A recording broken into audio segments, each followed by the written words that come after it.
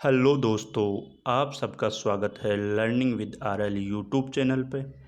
और आज हम इस वीडियो के माध्यम से बात करने वाले हैं जो कल टेस्ट हुआ प्री रीड साइंस उसके वीडियो सॉल्यूशन की। तो अगर आप अभी तक इस चैनल पे नए हो और सब्सक्राइब नहीं किया तो प्लीज़ सब्सक्राइब कर लेवे और इस वीडियो को अंत तक ज़रूर देखें। तो चलिए शुरू करते हैं हम। पहला प्रश्न ये था कि सूक्ष्म जीव से संबंधित असत्य कथन नहीं है। तो ध्यान रखना, सूक्ष्म जीव अपने कक्षा 6 का चैप्टर नंबर 8 है, उसमें से ये प्रश्न बनाया गया है। और बता देता हूँ, ये प्रश्न का जो आंसर है वो था यूलोथ्रिक्स एक शैवाल है। यूलोथ्रिक्स स्पाइरोगायरा एक शैवाल होता है और ये कैसा होता है, यूकैरियोटिक बहुकोशिकीय शैवाल है। और आप इसको देख सकते हो पेज नंबर 64 पर। ध्यान रखना, पेज नंबर 64 कक्षा 6 की किताब का, राजस्थान बोर्ड की किताब का पेज नंबर 64। और बाकी क्लोरेला, एंथ्रेक्नोइड बेसिलाई, गेहूं का रस्ट रोग, इनसे संबंधित बहुत ही महत्वपूर्ण प्रश्न बनते हैं, इसलिए इनको इस प्रश्न में, इस टेस्ट में डाला है। तो इनको आप ज़रूर देखिए। हर चीज़ मतलब जो भी टेस्ट में आई ना, वो हर चीज़ इम्पोर्टेंट है। लेकिन इसका जो सही आंसर है वो ये होगा, यूलोथ्रिक्स एक शैवाल है, यूकैरियोटिक बहुकोशिकीय शैवाल होता है। और आप इस पेज जो कक्षा 6 का अध्याय 8 है उसको ज़रूर अच्छे से पढ़े, यहाँ से प्रश्न बनता है। और ध्यान रखना, एक एक नंबर की, एक एक प्रश्न की ये एक लड़ाई है, इसमें एक भी प्रश्न छूटना नहीं चाहिए। तो इस चैप्टर नंबर 8 को अच्छे से कवर करें, ठीक है। हम अब सिर्फ जो प्रश्न हैं, उत्तर है, उसके बारे में ज़्यादा चर्चा करेंगे। बाकी जो कॉन्सेप्ट्स है मैं बताता जाऊंगा कि कौन से पार्ट के कौन से पेज से। तो वो उन कॉन्सेप्ट्स को आप इस वीडियो को ख़त्म करने के बाद ज़रूर एक बार टिक करें कि यहाँ से हमको पढ़ना ही है। तो ये था कि किस तने का रंग भूरा होता है। तो ध्यान रखना, किसके तने का रंग भूरा होता है, सूप यानी कि जो झाड़ी होती है उसका रंग भूरा होता है। और इसका मैं पेज नंबर बता देता हूँ, ये अपने कक्षा 6 के चैप्टर नंबर 9, चैप्टर तो नंबर 9 है और पेज नंबर है इसका 72, पेज नंबर 72 पर ये दिया हुआ है ये कंसेप्ट। तो ध्यान रखना, एक तने का रंग भूरा होता है, साग होती है उसके तने का रंग हरा होता है। प्रश्न कहीं से भी बन सकता है, राजस्थान बोर्ड की बुक्स है उसमें अच्छे से स्पष्ट रूप से दिया हुआ है। साग, वृक्ष, सूप, इनके उदाहरण, इनकी विशेषताएं, इसके अलावा पौधों के बहुत सारे प्रकार है, उनके भाग है, बहुत अच्छे से समझाया गया है कक्षा 6 जो है उसके चैप्टर नंबर 9 में। तो इस पार्ट को, कक्षा 6 का पार्ट 9, इसको भी अच्छे से क्लियर कर ले गए। अब ये है क्वेश्चन नंबर 3, किस कोशिका विभाजन को न्यूनकारी विभाजन कहा जाता है। तो ध्यान से देखिए, इसका जो सही आंसर था वो था अर्धसूत्री विभाजन प्रथम, मियोसिस फर्स्ट, है ना। और इसका जो जिक्र है वो कक्षा 9 के चैप्टर नंबर 6, कक्षा 9 के चैप्टर नंबर 6 में। और पेज नंबर है वो बता देता हूँ आपको 64, पेज नंबर 64 पर इसका जिक्र है। और इसका मतलब क्या है, तो ध्यान से समझिएगा कि इस कोशिका विभाजन में क्या होता है कि जो जनन कोशिका के विभाजन से 2 कोशिकाएं बनती है ना, अर्धसूत्री विभाजन में 2 कोशिकाएं बनती है। और जो बनने वाली कोशिका होती है उसमें गुणसूत्रों की संख्या जनन कोशिका की आधी रह जाती है। देखो, पहले एक थी, अब आधी रह गई, तो मतलब न्यून हो गया ना। तो न्यूनकारी विभाजन इसीलिए कहते हैं क्योंकि जनन कोशिका की संख्या आधी रह जाती है। तो अर्धसूत्री विभाजन प्रथम इसका सही आंसर होगा, ठीक है। कोशिका बहुत ही महत्वपूर्ण टॉपिक है, इसको अच्छे से कवर करें। कोशिका विभाजन उससे भी ज़्यादा महत्वपूर्ण है। कोशिका विभाजन क्रॉसिंग जो जीन मिनी में है वो क्रॉसिंग ओवर होता है। इसके अलावा संश्लेषण किस चक्र में होता है, तो ये सारी चीज़ें बहुत इंपॉर्टेंट है। तो उन जो कॉन्सेप्ट्स है उनको भी अच्छे से कवर कर लेवे। और हो सकता है आने वाले दिनों में मैं अपने तथ्यात्मक जो वीडियो है उनके माध्यम से इन सभी कॉन्सेप्ट्स को एक बार वीडियो के माध्यम से बता भी दूँ, हो सकता है। उसके बाद चौथा प्रश्न, क्षय रोग में प्रयुक्त एमडीटी। पिछली बार प्रश्न आया था डीओटीएस, डॉट्स का पूरा नाम क्या है, और वो क्षय रोग से संबंधित था। तो मैंने इस बार इस टेस्ट में दिया है एमडीटी। अपनी किताब में डायरेक्ट रूप से एमडीटी का फुल फॉर्म नहीं दिया गया, लेकिन एमडीटी का जिक्र किया गया है। और मैं बता देता हूँ, ये किया गया जिक्र पेज नंबर 82। और पेज नंबर 82 किस क्लास का, यह है कक्षा 8 का चैप्टर नंबर 8। कक्षा 8 के चैप्टर नंबर 8 पे इसका जिक्र किया गया। चैप्टर नंबर 8 है ना, पेज नंबर 82, कक्षा 8 के चैप्टर नंबर 8। बहुत ही इंपॉर्टेंट चैप्टर है वो भी। उसमें बहुत सारी जो अपने सिलेबस में 5 बीमारियां इंपॉर्टेंट दी गई है, 5 जो रोग है इंपॉर्टेंट दिए गए, उनके बारे में उसमें जिक्र है।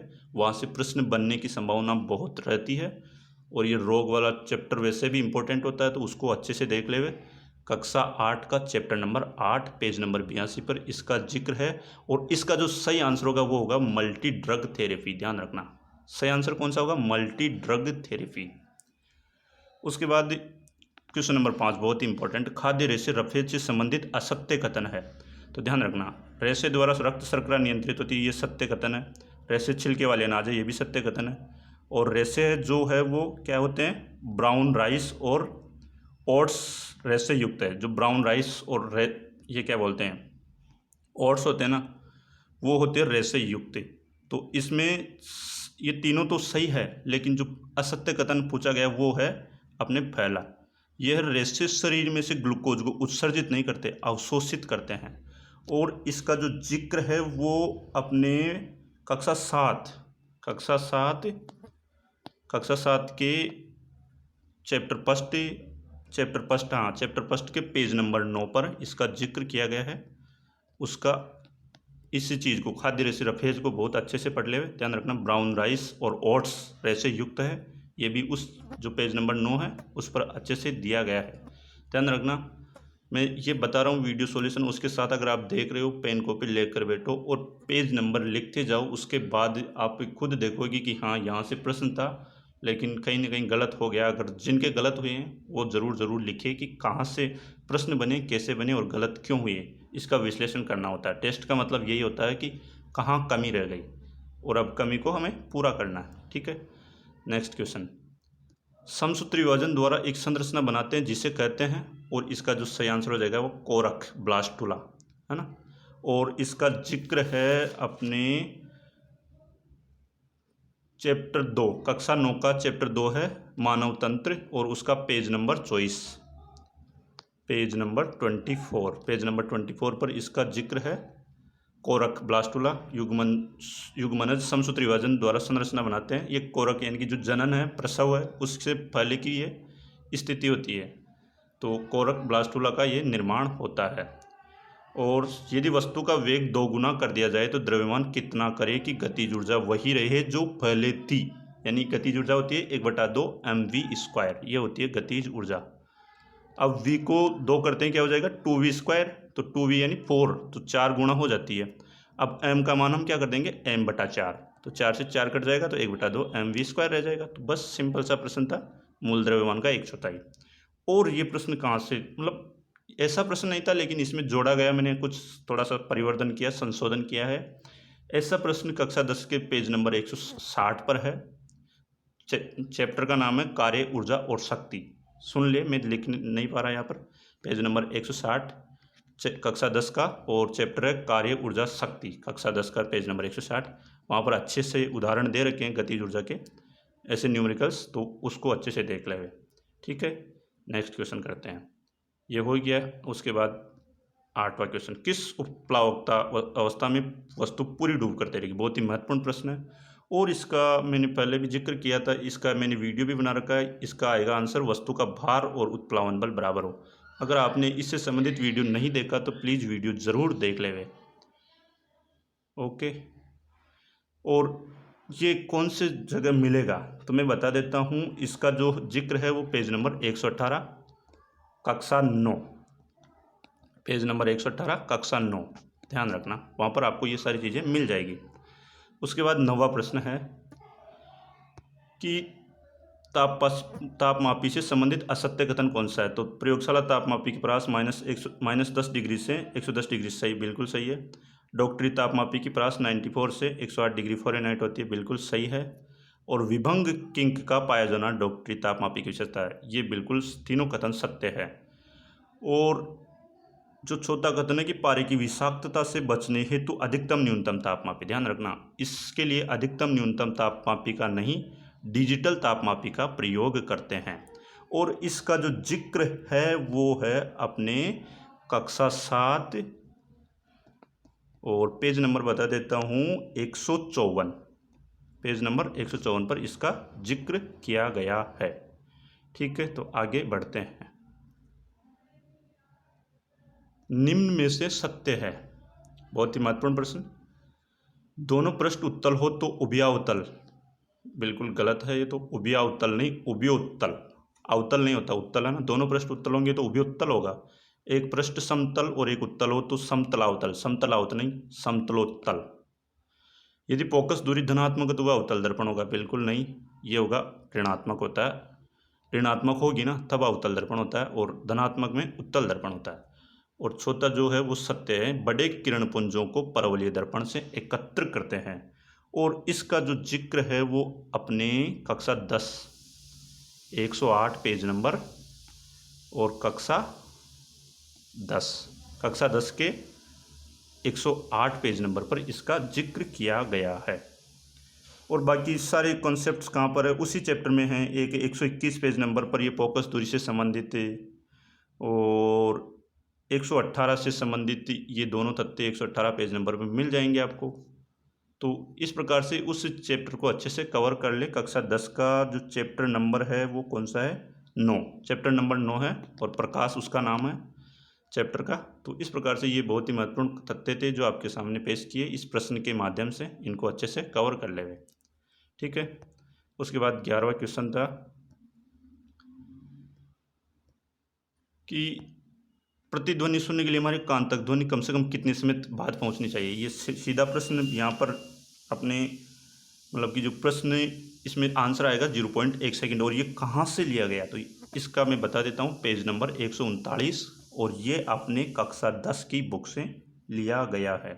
और कक्षा 10 की बुक में इस ध्वनि वाले चैप्टर में पेज नंबर 139 पर ये ऑप्शनल होते हैं बहुविकल्पात्मक, उनका 12वां प्रश्न है ये, जिसका यहाँ पर मैं जिक्र कर रहा हूँ। तो इस प्रकार से ये बहुत ही महत्वपूर्ण प्रश्न थे। उसके बाद है कि पृथ्वी का बड़ा भाई किस ग्रह को कहते हैं। तो पृथ्वी का बड़ा भाई कहते हैं केपलर 452b। इस ग्रह को पृथ्वी का बड़ा भाई कहते हैं। और इसका जिक्र किस जगह पर किया गया है तो मैं बता देता हूँ आपको। कक्षा 9 के पेज नंबर 34, पेज नंबर 34 पर इसको देखना। चैप्टर नंबर 5 है जीवन की अवधारणा। चैप्टर नंबर 5 है जीवन की अवधारणा। तो ये बहुत ही महत्वपूर्ण प्रश्न था। ये भी पृथ्वी का बड़ा भाई, ये अभी नए खोजे गए ग्रह हैं, इसलिए इनका इतना जिक्र अभी तक नहीं हुआ। लेकिन उस चैप्टर में आया है कि पृथ्वी का बड़ा भाई इस ग्रह को कहा गया क्योंकि पृथ्वी के समान इसकी संरचना है। उसके बाद विद्युत धारा के चुंबकीय प्रभाव की खोज किसने की। तो इसका सिंपल सा आंसर था ओरेस्टेड ने की थी। और इसका जो जिक्र है, इसका जो संदर्भ है वो है पेज नंबर 138 पेज नंबर। और कौन सी क्लास का, कक्षा 10 का पेज नंबर 138। और पहली लाइन यही है कि विद्युत धारा के चुंबकीय प्रभाव की खोज ओरेस्टेड ने की थी। ठीक है, नेक्स्ट क्वेश्चन करते हैं। विस्कोस जो कि संश्लेषित रेशे से संबंधित है में सम्मिलित नहीं है। तो विस्कोस है, बहुत इंपॉर्टेंट है ये भी। इसमें सेल्यूलोज होता है, सोडियम हाइड्रोक्साइड होता है और कार्बन डाइसल्फाइड का गाढ़ा द्रव होता है।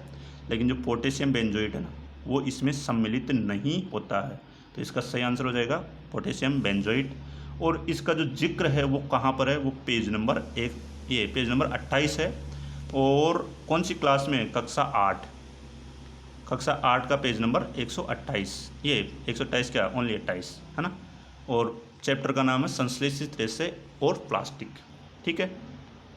और पेक्स मशीन का संबंध लैटिन भाषा के किस शब्द से है। तो ध्यान रखना, इसका संबंध है पेशी मिली शब्द से।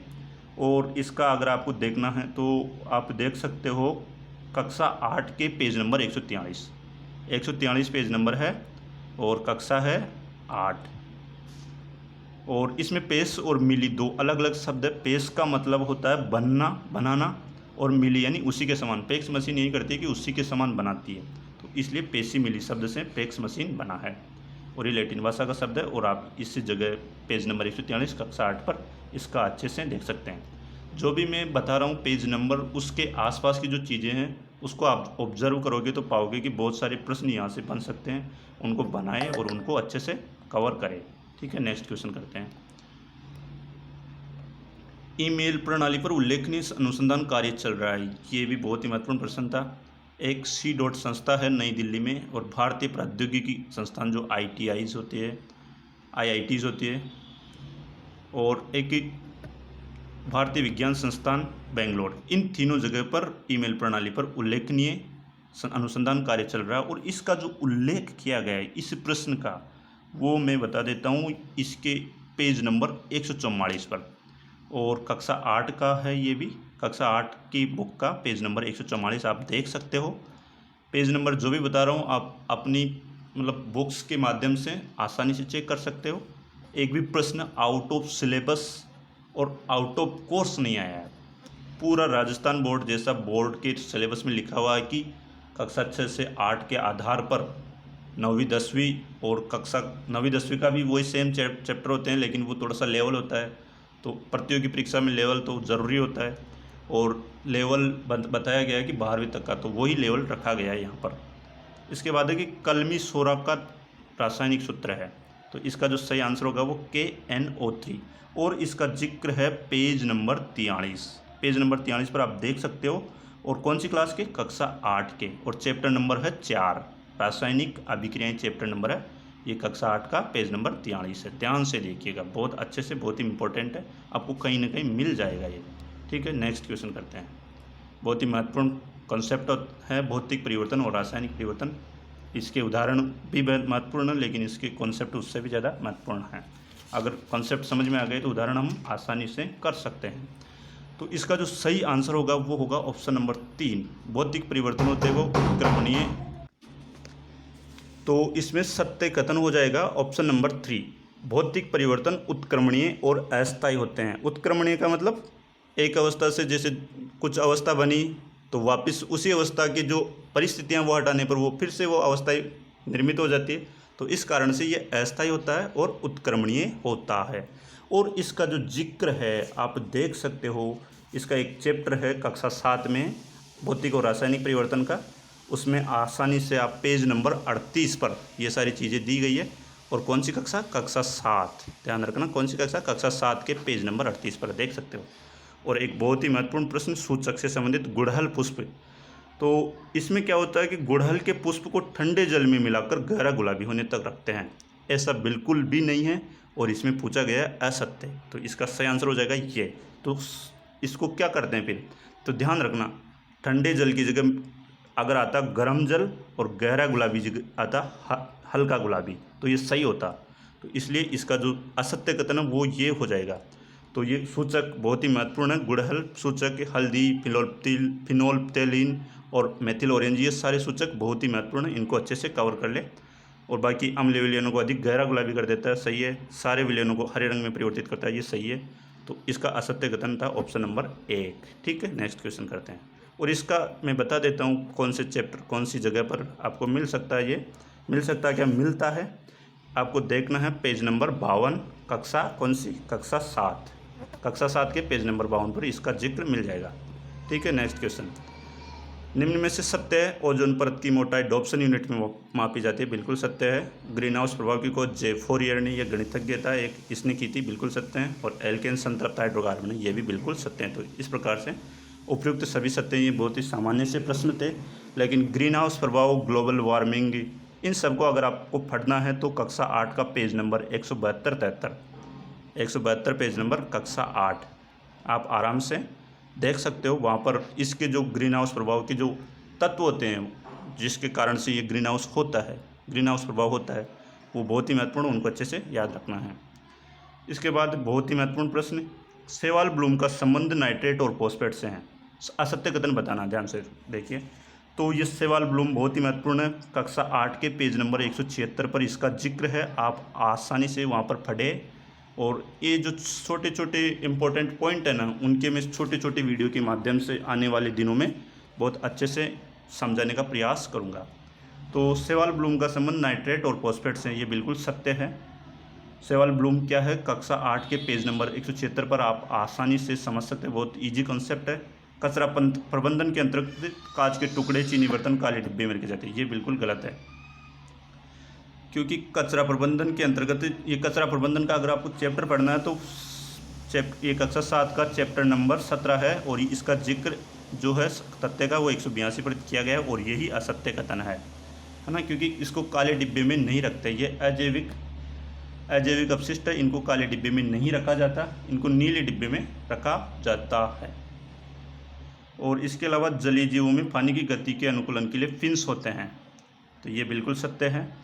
और अधिक अनाज के भंडारण हेतु गृह हेतु साइलो कहते हैं। ये कृषि प्रबंधन चैप्टर नंबर 1 कक्षा 8, और ये जलीय अनुकूलन होता है, अनुकूलन वाला चैप्टर है चैप्टर नंबर 7 चैप्टर नंबर 8 है कक्षा 7 का, और ये कक्षा 8 का पहला चैप्टर है। तो ये सारे के सारे प्रश्न हैं वो बिल्कुल अपने राजस्थान बोर्ड की बुक्स से लिए गए हैं, और इसलिए ये बहुत ही महत्वपूर्ण प्रश्न है, इनको अच्छे से कवर कर ले। जितने भी कॉन्सेप्ट इन तथ्यों मतलब इन प्रश्नों के माध्यम से बताए गए उनको अच्छे से कवर करें, और आने वाले टेस्ट में अच्छा करने का प्रयास करें। ठीक है, नेक्स्ट चलते हैं आगे। एनसीएफ 2005 के अनुसार एक अच्छी विज्ञान शिक्षा, इसमें जो आएगा वो आएगा ऑप्शन नंबर ए, यानी कि विज्ञान के प्रति सच्ची होनी चाहिए।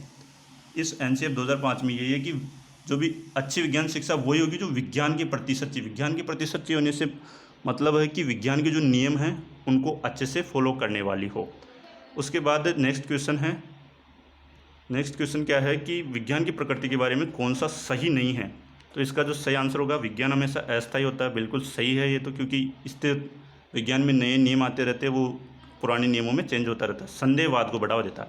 संदेहवाद वैसे एक नकारात्मक चीज़ होती है, लेकिन यहाँ विज्ञान के संदर्भ में संदेहवाद सत्य है, सही है, क्योंकि संदेहवाद अगर नहीं होगा तो कुछ नया खोज हो ही नहीं पाएगा। जब भी पुरानी खोज पर कुछ संदेह होता है तभी तो नई खोज होती है, तो ये भी सही है।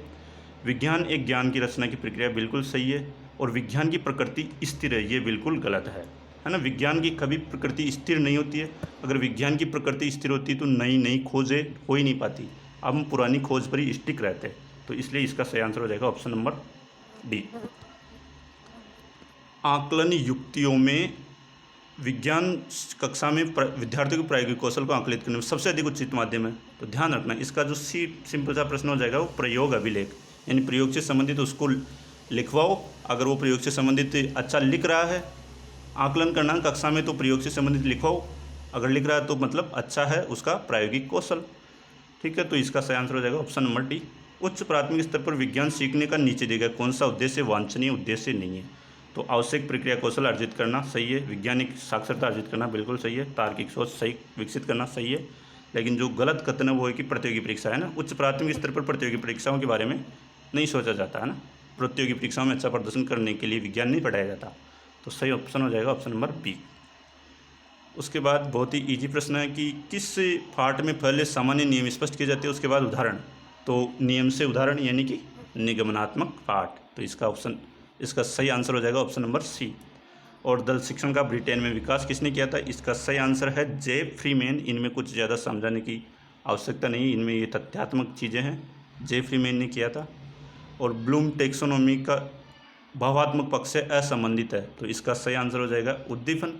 ये भावात्मक से नहीं है, बाकी तीनों अनुमूल्यन, अनुक्रिया और आग्रहण तीनों किससे हैं, भावात्मक पक्ष से संबंधित है। और हमारी ज्ञान अनुभूतियों की अस्त व्यस्त विभिन्नता की एक तर्कपूर्ण विचार प्रणाली निर्मित करने के प्रयास को ही विज्ञान कहते हैं। ये अपने महत्वपूर्ण जो वैज्ञानिक रहे हैं अल्बर्ट आइंस्टीन जी, उनके द्वारा ये बहुत ही महत्वपूर्ण परिभाषा दी गई थी। बिल्कुल बहुत ही शानदार परिभाषा इनके द्वारा दी गई थी, बहुत महत्वपूर्ण है, बार बार एग्जाम्स में आती है। तो इसका सही आंसर हो जाएगा option number B, Albert Einstein. निम्न में से दृश्य सहायक साधन नहीं है, तो ध्यान रखना। उन्नत शीर्ष प्रक्षेपिका यानी कि OHP ओवरहेड प्रोजेक्टर दृश्य सहायक साधन है। भित्ति चित्र यानी दीवारों पर लगाई गई चित्र दृश्य सहायक साधन है। और जादू की लालटेन ये भी एक दृश्य सहायक साधन है। लेकिन जो सीधा वाद्य है, वाद्य से ही पता लग रहा है कि बजाने का मतलब सुनने का, तो श्रव्य साधन, तो इसका बोलते हैं इंग्लिश में ग्रामोफोन ऐसा कुछ। तो ये दृश्य सहायक साधन नहीं है, ये श्रव्य साधन है। तो इसका आंसर हो जाएगा ऑप्शन नंबर ए। तो इस प्रकार से हमने इस पूरे वीडियो सॉल्यूशन में कुछ चीज़ें नोट करनी चाहिए कि एक तो राजस्थान बोर्ड की बुक्स को अच्छे से अध्ययन करना है, और कॉन्सेप्ट्स बाकी जो शिक्षण विधियों उनके कॉन्सेप्ट तो लगभग ईजी होते हैं, उनको एक दो बार पढ़ने के बाद आसानी से समझ में आने लगते हैं। ब्लूम टैक्सोनॉमी बहुत इंपॉर्टेंट है, इसको याद रखना। परिभाषा एक ज़रूर याद रखना। दृश्य सहायक साधन ज़रूर याद करना है, दृश्य श्रव्य, श्रव्य दृश्य सभी। और इसके अलावा विज्ञान की प्रकृति से संबंधित ये बहुत कॉमन सी चीज़ें हैं जो आप सभी याद कर लोगे और समझ लोगे। तो इस प्रकार से ये अपने वीडियो सॉल्यूशन कंप्लीट होता है। उम्मीद है आप सबको टेस्ट बहुत ही अच्छा लगा होगा, और आगे भी इसी प्रकार के टेस्ट होते रहेंगे। तो आप अपना जो भी स्नेह है, प्यार है, वो सब बनाए रखें अपने प्रति, और ख़ुद के ऊपर भरोसा रखें। राजस्थान बोर्ड की बुक्स का अधिक से अधिक अध्ययन करें। ठीक है, धन्यवाद।